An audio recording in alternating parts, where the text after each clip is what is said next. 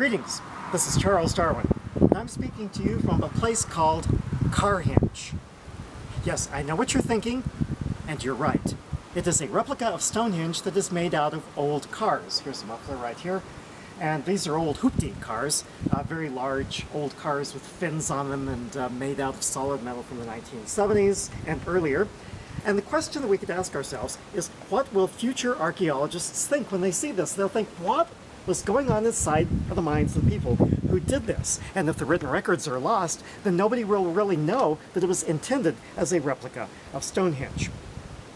And human creativity, as it turns out, is unpredictable.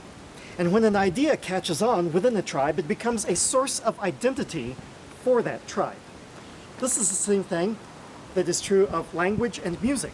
Languages are very complicated, much more complicated than they have to be, but the reason for that is because they are a source of identity for the tribe that speaks the language. And it's a way of telling tribal members apart from people who are outside the tribe. The same is true of music. The same is also true of food. That's why nearly every culture has some type of food that everybody else considers disgusting. It's a way of distinguishing inside the tribe versus outside. We are the people who eat rotten meat, and you don't, so you're not one of us. And so, in this sense, Carhenge makes no less sense than the original Stonehenge.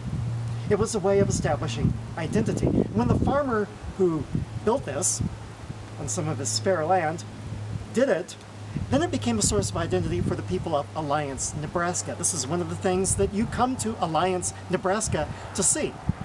It's near Alliance, Nebraska, which is on State Route 2. You take State Route 87, a couple of miles north outside of town, to find it. This didn't really catch on, as it turned out.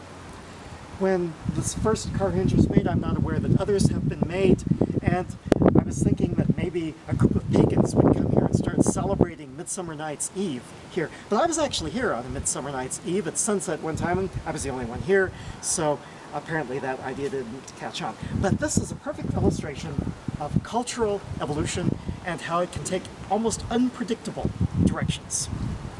This is Charles Darwin. Tally ho, and amen.